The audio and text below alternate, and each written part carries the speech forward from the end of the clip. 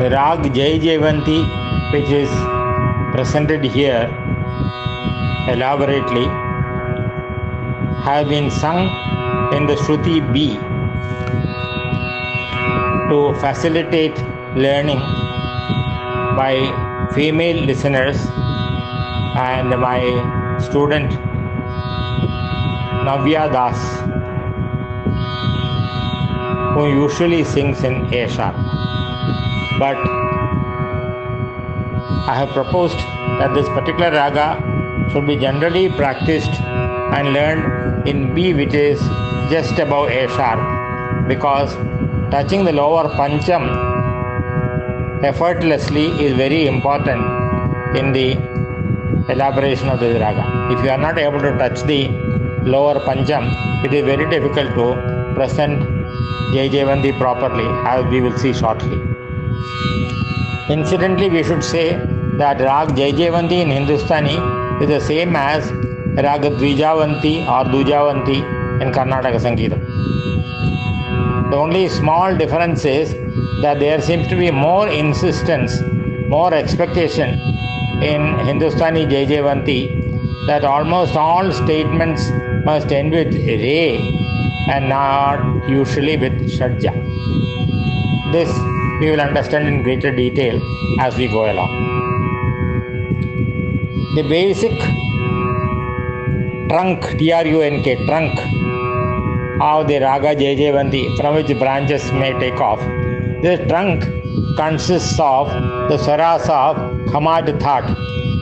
Sa, Re, Ga, Ma, Pa, Da, Ni, Sa, Ni, Dha, Pa, Ma, Ga, Re, Sa.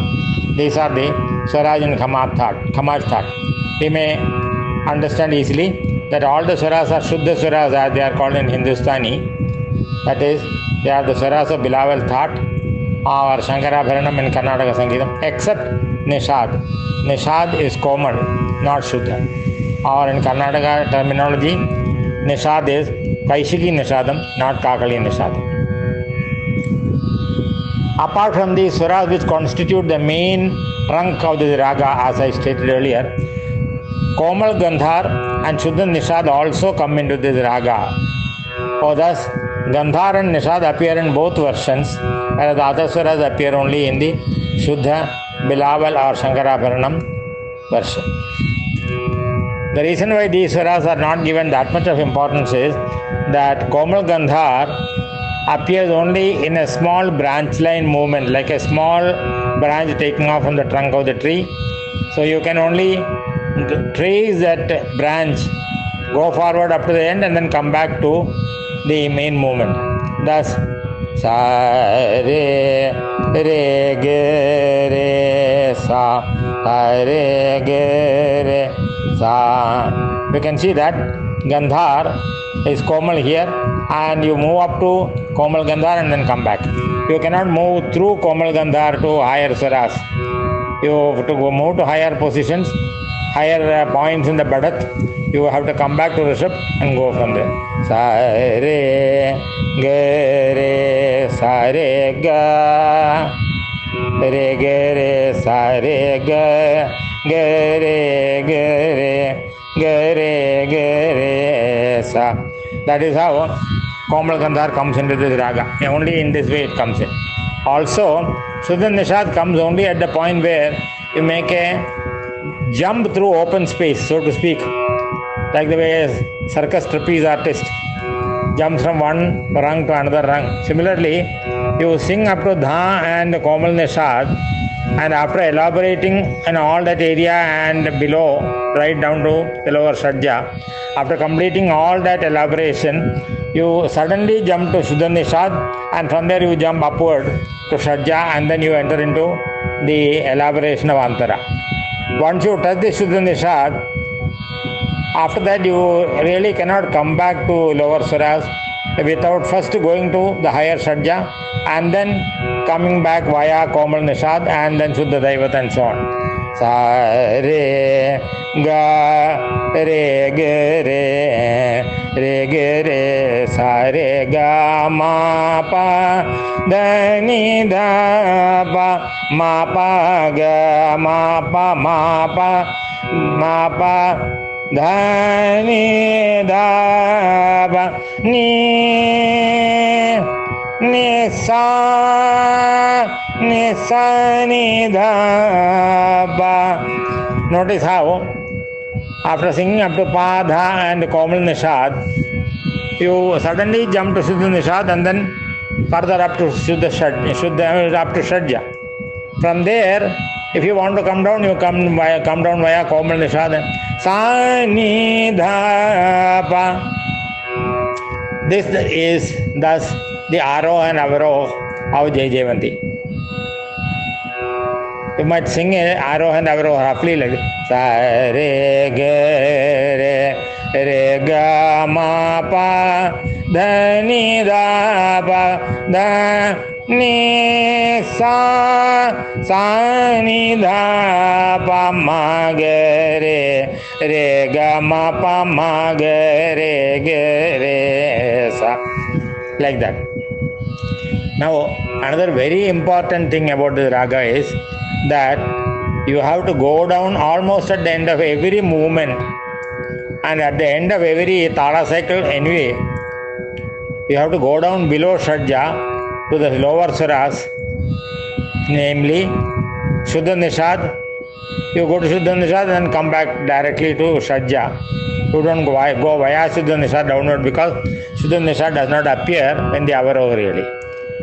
But if you want to really do an Avaroh, then from Shadja you go to Komal Nishad, then you go to Shuddha Dhaivat, and then you go to Pancham. From all these swaras, Pancham particularly most importantly Pancham, but also from Dhaivat, Komal Nishad, and from Shuddha Nishad, you are supposed to make a direct movement to Rishabh, with a lot of force being put into Rishabh. And such a movement is very, very important and central and essential, indispensable to Jaijaivanti. Sa ni re, sa ni re, sa ni da re, sa ni sa ni da re. This movement is very important. As a matter of fact, this is not the most important moment. You have to go down to Pancham and from there directly to Rishabh, and that is very, very, very important in the performance of Rag Jaijaivanti.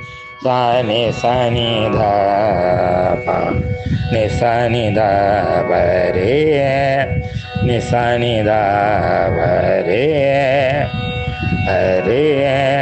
This moment is very important.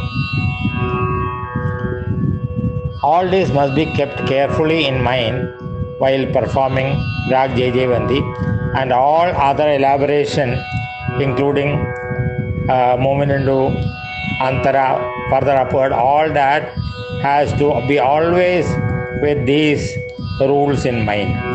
Sa ni dha pa re re sa pa re ga ma pa ga ma re sa re ga ma pa ga ma pa da ni da pa ma pa ga ma re sa ni sa da ni re, ni sa ni da pa re, ni sa re, ni re, ni sa ni re, ni sa ni da re, ni sa ni da pa, ni sa ni da pa re. This phrases ending with re are very, very central to this raga. Particularly the movement from Pancham to Rishabh is very important. Ni sa re ge re sa re ga re sa ni sa da ni re re ga ma ga re ga re sa ni sa ni da pa ma ga re ga ma pa ma ga re ga re sa ni sa da ni re.